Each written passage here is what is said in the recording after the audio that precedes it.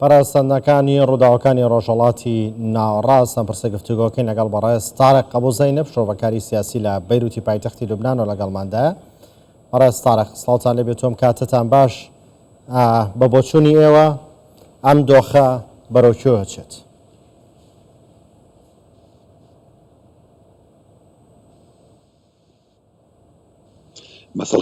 ئێوارەتان باش بەڕێزان،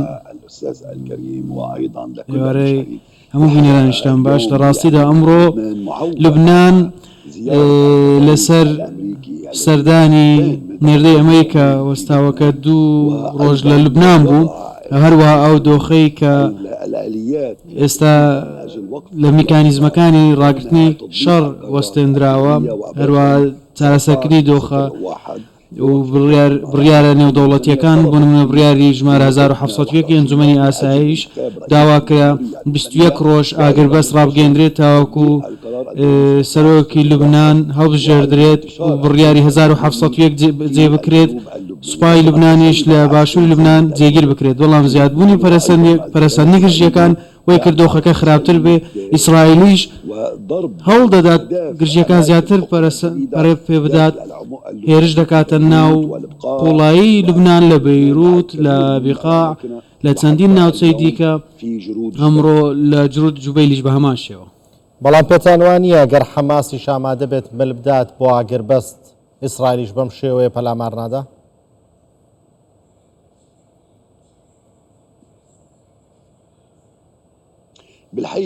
لە ڕاستیدا ئەمڕۆ ئەو جەنگەی لە لوبنانە کە حزبوڵڵا ئێمەی تێۆگلاند پێی دەگوترا یەکگرتووی گۆڕەپانەکان، ئێستا پەیوەستە لوبنان پەیوەستە بە غەزە، ئێستا ناتوانین ئەو گۆڕەپانانە لێک جیا بکەینەوە. ئەوەی کە یەکچی گرتووە لە سای ئێران بووە. ئەمڕۆ دەبینین دیدگەی سیاسی ئێران چییە؟ ئێرانیەکان لە لوبنان لە غەزە دەسەڵاتیان هەیە، لەسەر بەژەوەندی خۆیان مامەڵە دەکەن بۆ پتەوکردنی خۆیان، دەسەڵاتی خۆیان لە مێزی دانوستان لەگەڵ ئەمریکا ئەم شێوەیە مامەڵە دەکەن. ئەمڕۆ لە ڕاستیدا تەمومژاویەکەیە لەو دەسەڵاتی حکوومەتی لوبنان هەیەی بڕیارە نێودەوڵەتیەکان بە هەمان شێوە.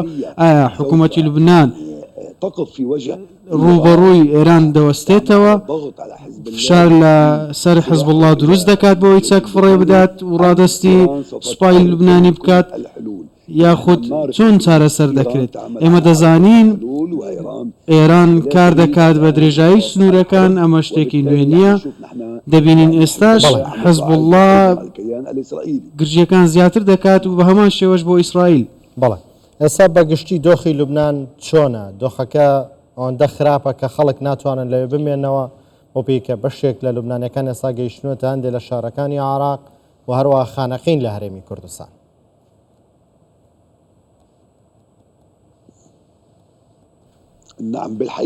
بەڵێ لە ڕاستیدا بەر لەوەی چەند خولەکێک ئەم چاوپێکردنە دەست پێ بکات، ناوچەیەک لە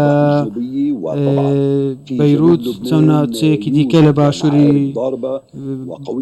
لوبنان بردومانکران. ئێستا شەڕ و پێکدادانێکی بەهێز هەیە، زۆر سەختە.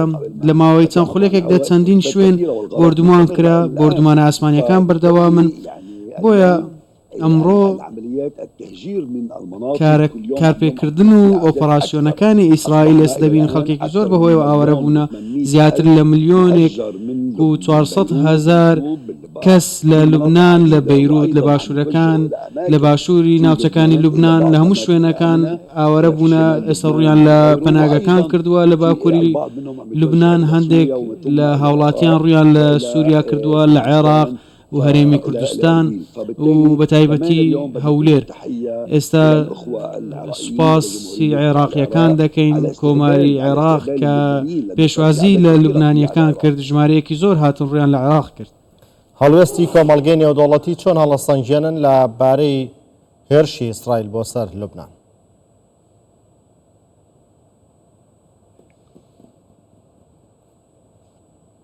اليوم من الواضح تماما ئەمڕۆ زۆر ئاشکرایە کۆمەلگەی نێودەوڵەتی عم يعطي تغطية إلى الكيان الإسرائيلي وعم شفنا الولايات المتحدة چاوپۆشی بۆ ئیسرائیل دەکات. دەبینین ئەمریکا بە هەمان شێوە لەگەڵ ئیسرائیل دەستیان ناودەستی یەکە پشتیوانی لێ دەکات. وەزیری دەرەوەی ئەمریکا هات سەردانی قەوارەی زایۆنی کرد لەگەڵ سورەک وەزیرانی حکوومەتی داگیرکرد کۆبووەوە. دەبینین ئێستا بە هیچ ئاماژەیەکمان نەبینیوە بۆ چارەسەرێک لەلایەن ئەمریکا یاخود لەلایەن ئیسرائیلەوە. ئەمڕۆ زۆر ئاشکرایە ئەوەی کە ڕوودەدات ئیسرائیل وەڵامی داواکاریەکانی ئەمریکا ناداتەوە. ئیسرائیل بەگوێی ناکات. پەرەسەندنەکان بەردەوام دەبن، شەڕ بەردەوام دەبێت، یاخود هەوڵ بدات هەندێک لە ناوچەکانی لوبنان بکشێتەوە، یاخود بۆردومانەکانی کەم بکات بۆ سەر زاحیەی ناو بەیروت.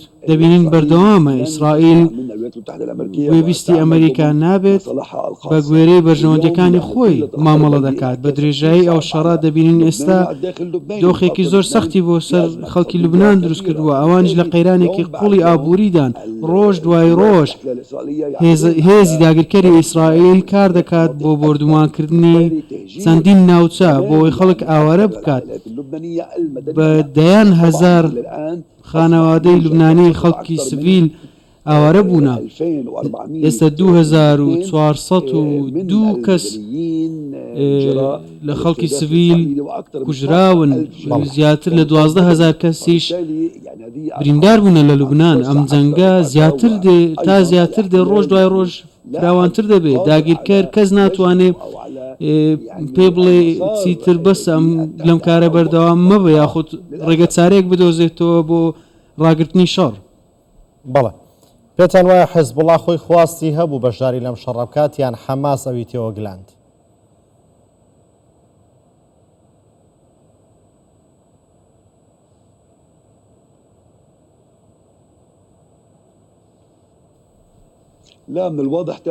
ئاشکرایە ئەمڕۆ تێوەگلانی لوبنان لە شەڕی کە لە 8 ئۆکتۆبەر دەستی پێکرد. 7 ئۆکتۆبەر تۆفان یەخسا دەستی پێکرد. 8 ئۆکتۆبەر لوبنان هاتە ناو شەڕ بە ناوی یەکگرتووی گۆڕەپانەکان. حەزبوڵڵا هاتە ناو شەڕ. دەبینین ئێران کۆنتترۆلی ئەو یەکگرتووی گۆڕەپانەکان دەکات. بۆیە هاتنی لوبنان بۆ ئەو ناوشەڕە بە ناوی یەکگرتووی گۆڕەپانەکان یەکێک بوو لە یاساکانی پێکدادان لە دژی هێزەکانی ئیسرائیل. بەڵام بەداخەوە ئێستا سەرڕای هۆشداریەکانی ئەمریکا و وڵاتانی عەربی کۆمەلگەی نێودەوڵەتی وای هات لوبنان بێتە بەشێک لە شەڕ. بەداخەوە بۆ بەشێک لەو شەڕە ئێستا فشارێکی زۆر هەبوو لە لایەنی سەربازیەوە. ترس هەبوو ئەو شەڕە زیاتر فراوان بێت بچێتە دەرەوەی غەزا. ئێستا دەبینین بە گوێرەی هەموو هەواڵەکان لە کەناڵەکان ڕۆژنامە نووسان ئەوانی کە لە باشووری لوبنانن دەبینین گوند بە ئاشکرا وێران دەکرێت، دەتەقێندرێتەوە، خەڵکەکەی ئاوارە دەکرێت، بە ئاشکرا ڕوودەدات. ئێستا دۆخەکە زۆر زۆر سەختە. بەداخەوە حیزبوڵڵا ئێمەی خستە دۆخێکی زۆر سەخت و ناخۆش. بڕیاری ئاشتی و جەنگی ڕفاند بەدەستە خۆیەتی. ئێستا گوێبیستی حکوومەتی لوبنانیش نییە کە حکوومەتی لوبنان داوای لێکرد وڵاتەکەمان مەبە ناو شەڕە. بەڵێ بەڕێز تارق ئەبوزەینەب شۆڤەکاری سیاسی لە بەیروتی پایتەختی لوبنانەوە لەگەڵمانداوی زۆر سوپاس بۆیەوە.